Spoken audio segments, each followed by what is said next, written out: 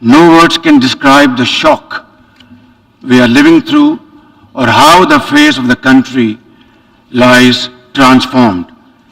I have come to explain firsthand the scale and magnitude of this climate catastrophe that has pushed scale and magnitude of this climate catastrophe that has pushed 1/3 of my country underwater in a superstorm that no one has seen in one's living memory. For 40 days and 40 nights, a biblical flood poured down on us, smashing centuries of weather records, challenging everything we knew about disaster and how to manage it. Even today, huge swaths of the country are still underwater, submerged in an ocean of human suffering. In this ground zero of climate change, 33 million people, including women and children, are now at high risk from health hazards, with 650,000 women giving birth in makeshift tarpaulins. More than 1,500 of my people have been gone from this world in this great flood, including over 400 children. Far more are in peril from disease and malnutrition. As we speak, millions of climate migrants are still looking for dry land to pitch their tents on, with heartbreaking losses to their families, their futures, and their livelihoods gone for long times to come. Early estimates suggest that more than 13,000 kilometers of metal roads have been damaged, over 370 bridges have been swept away, 1 million homes have been destroyed, and another million damaged. More than 1 million farm animals have been killed. 4 million acres of crops have been washed away, stripping the people of their breadbasket, and damage of an unimaginable scale. Mr. President, Pakistan has never seen a more stark and devastating example of the impact of global warming. Life in Pakistan has changed forever. I have visited personally and spent time in every corner of my devastated country. People in Pakistan ask, why? Why has this happened to them? When global warming rips apart whole families and an entire country at this ferocious speed, it is time to ask why, and time to ask not what can be done, but what must be done. The undeniable truth is that this calamity has not been triggered by anything we have done. Our glaciers are melting fast, our forests are burning, and our heat waves have crossed 53 degrees Celsius, making us the hottest place on the planet. And now, Mr. President, now we live through an unprecedented monster monsoon. It is literally a monsoon on steroids, as the UN Secretary General described it most befittingly. It is on steroids. One thing is very clear. What happened in Pakistan will not stay in Pakistan. As the Secretary General so candidly says, hotspots like Pakistan fall in the 10 most climate vulnerable list of countries, but emit less than 1% of the greenhouse gases that are burning our planet. It is therefore entirely reasonable to expect some approximation of justice for this loss and damage, not to mention building back, building back better with resilience and strength. Clearly the time for talk about action has passed. At this point, I am profoundly grateful that the UN Secretary General Antonio Guterres visited Pakistan, where he spent time with climate refugees, with mothers and children in the tents, and repeatedly assured us of his support and assistance. At this point, I want to thank each and every one of the countries that have sent help to Pakistan and their representatives to Pakistan to stand in solidarity with us in our most trying hour. On behalf of my nation, I once again express my sincerest appreciation to all of them. Excellencies, the impacts on the health and wealth of my country are beyond calculation at this point. So my real worry is about the next stage of this challenge, when the cameras would have gone or left this August Assembly and the story just shifts away to conflicts like the Ukraine. My question is, will we be left alone, high and dry, to cope with a crisis which we did not create, not of our doing? Where from and how to begin with to rehabilitate and reconstruct after the rescue and relief effort, which is still going on for 12 long weeks? For many of the lives we have saved, the future is dimmed by new fragility, lost homes, decimated livelihoods, deluged croplands, permanent food insecurity, and exposure to uncertain futures. Some 11 million people will be pushed further below the poverty line, while others will drift to cramped urban shelters, leaving little room for climate smart rebuilding. Mr. President, for now, we have mobilized all available resources at our domain, squeezing resources from left and right towards the national relief effort, and repurposed all budget priorities, including development funds, to the rescue and first order needs of millions, cash transfers to the most affected 4 million women, heads of household, had begun weeks ago via our social security program, the Benazir Income Support Program. It has been established in the name of former late Prime Minister Benazir Bhutto, and her son is our foreign minister today. 70 billion rupees, or almost $300 million from our own pocket we are spending on this program. But at this point, the gap between our urgent needs and available resources is increasing by the day and amplified by the sheer unprecedented scale of this disaster. Our manpower and resources are totally overwhelmed and overstretched. The question to raise here is quite simple. Why are my people paying the price of such high global warming through no fault of ours? We have no contribution in this. Nature has unleashed her fury on Pakistan without looking into at our carbon footprint, which is next to nothing. Our actions did not contribute to this. The dual cost of global inaction and climate injustice are having a crippling effect on both our treasury and our people, right here, right now, over there.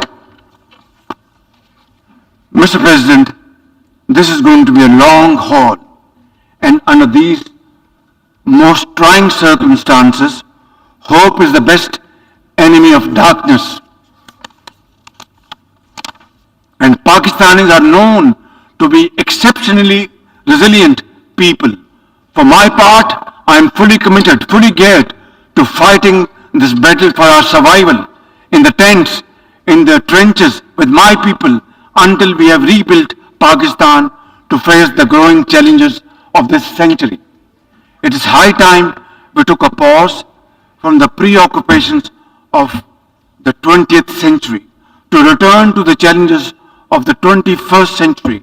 The entire definition of national security has changed today, and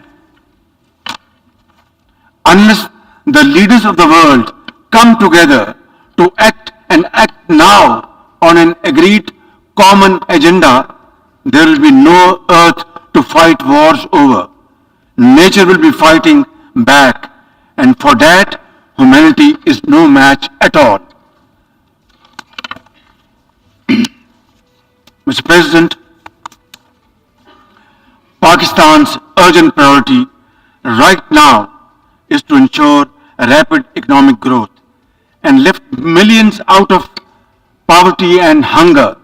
To enable any such policy momentum, Pakistan needs a stable external environment. We look for peace with all our neighbors, including India. Sustainable peace and stability in South Asia, however, remains contingent upon a just and lasting solution of the Jammu and Kashmir dispute. At the heart of this long-standing dispute lies the denial of the inalienable right of the Kashmiri people to self-determination. India's illegal and unilateral actions of 5th August 2019 to change the internationally recognized disputed status of Jammu and Kashmir and to alter the demographic structure of the occupied territory further undermined the prospects of peace and inflamed regional tensions. India's ruthless campaign of repression against Kashmiris has continued to grow in scale and intensity. In pursuit of this heinous goal, New Delhi has ramped up its military deployments in occupied Jammu and Kashmir to 900,000 troops, thus making it the most militarized zone in the world. The serial brutalization of Kashmiris takes many forms: extrajudicial killings, incarceration, custodial torture and death, indiscriminate use of force, deliberate targeting of Kashmiri youth with pellet guns, and collective punishments imposed on entire communities. In a classic settler colonial project, India is seeking to turn the Muslim majority Jammu and Kashmir into a Hindu territory through illegal demographic changes. Millions of fake domicile certificates have been issued to non-Kashmiris. Kashmiri land and properties are being seized. Electoral districts have been gerrymandered, and over 2.5 million non-Kashmiri illegal voters fraudulently registered. All this is in Council's resolutions and international law, particularly the 4th Geneva Convention.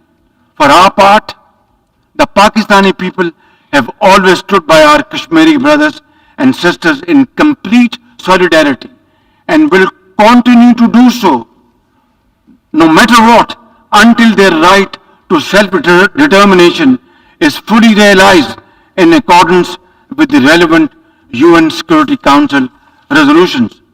I assure the World Forum and this August platform that we in Pakistan remain consistent in our commitment to peace in South Asia. India must take credible steps to create enabling environment for constructive engagement. We are neighbors and we are there forever. The choice is ours. whether we live in peace or keep on fighting with each other. We have had 3 wars from 1947 onwards, and as a consequence, only miseries, poverty, unemployment increase on both sides. It's now up to us to resolve our differences, our problems, our issues, like peaceful neighbors through peaceful negotiations and discussions, and save our scarce resources for promoting education and health and employment to millions of people, young boys and girls on both sides of divide, and not waste our resources in buying more ammunition and trying to promote tension in this area. I think it's high time that India understands this message loud and clear, that both countries are armed to the teeth. War is not an option. It is not an option. It is not an option. Only peaceful dialogue can resolve these issues so that the world become more peaceful in times to come. Mr. President, Afghanistan today presents a unique challenge. 30 million Afghans are left without a functional economy.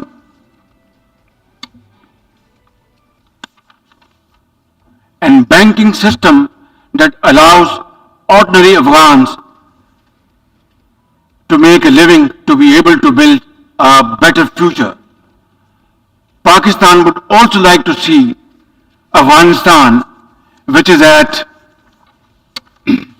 peace with itself and the world, and which respects and nurtures all its citizens without regard to gender, ethnicity and religion. Pakistan is working to encourage respect for the rights of Afghan girls and women to education and work. Yet, at this point, isolating the Afghan interim government could aggravate the suffering of the Afghan people who are already destitute. Constructive engagement and economic support are more likely to secure a positive response. A peaceful, prosperous, and connected Afghanistan in our collective interest. As a neighbor, Pakistan has a vital stake in peace and stability in Afghanistan. We have led the humanitarian efforts to help our Afghan brothers and sisters. We must avoid another civil war, rising terrorism, drug trafficking, or new refugees, which none of Afghanistan's neighbors are in a position to accommodate. Pakistan urges the international community to respond in a positive way to the UN Secretary General's appeal for $4.2 billion in humanitarian and economic assistance to Afghanistan. Release Afghanistan's financial reserves, essential to revive its banking system.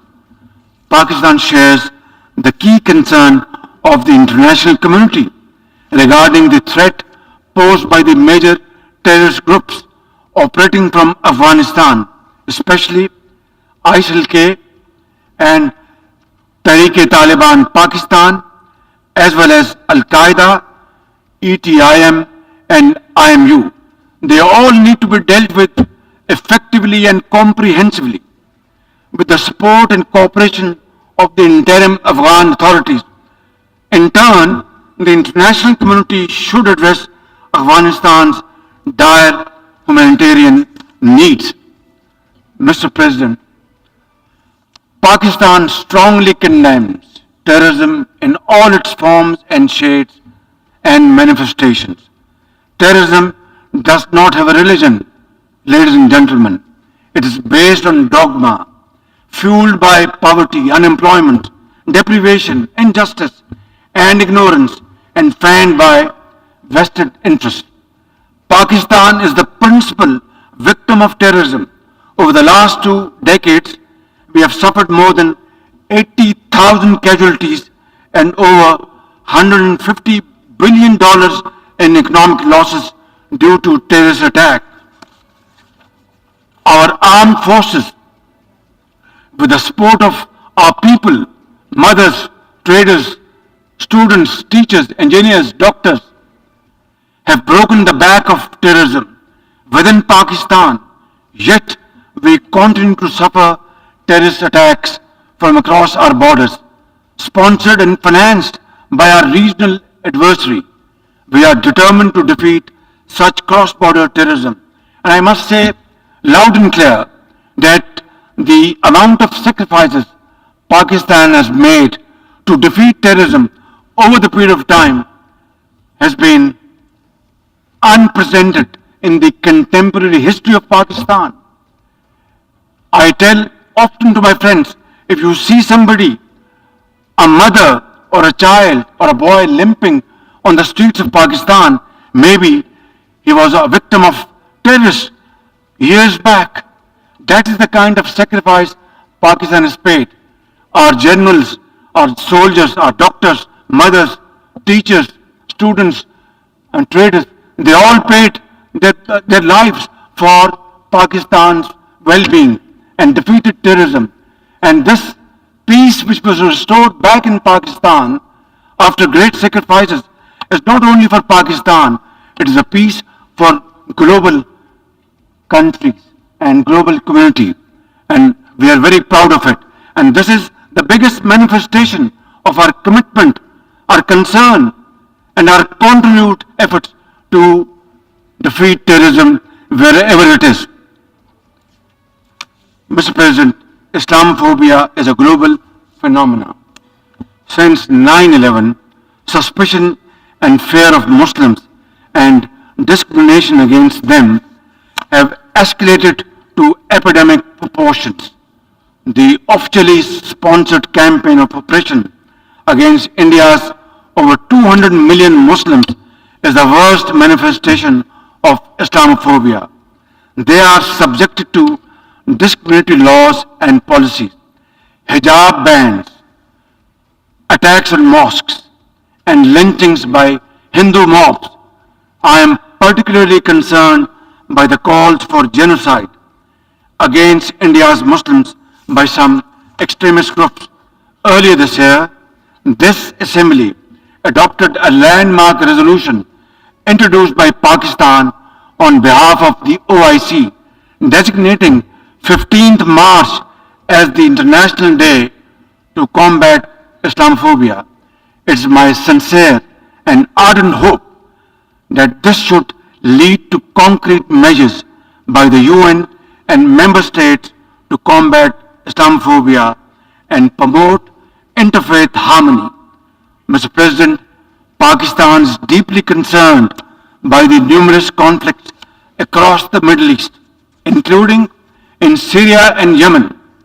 We support all possible efforts to promote their peaceful resolutions. We call on Israel to put an immediate end to the blatant use of force and flagrant violations of human rights of the Palestinian people and the repeated desecration of the holy Al-Aqsa Mosque. The only just, comprehensive, and lasting solution of the Palestinian question is the acceptance of a viable, independent, and contiguous Palestinian state with the pre-1967 borders and Al-Quds Al-Sharif as its capital. Mr. President, the Security Council and the General Assembly must be empowered to play their respective roles under the UN Charter. The Security Council must be expanded by adding 11 new non-permanent members to make it more representative, democratic, transparent, effective, and accountable.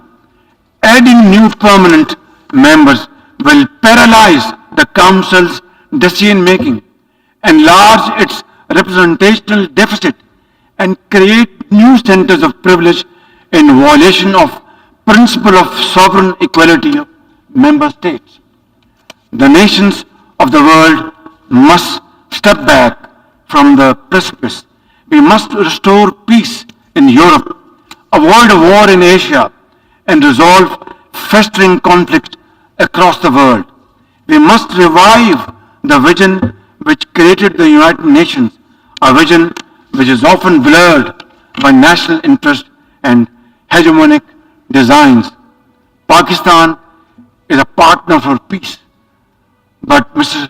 President, peace can only be ensured and guaranteed when rights of communities who have been suffering over decades and subjugated over decades get their freedom, earn their freedom, and are respected.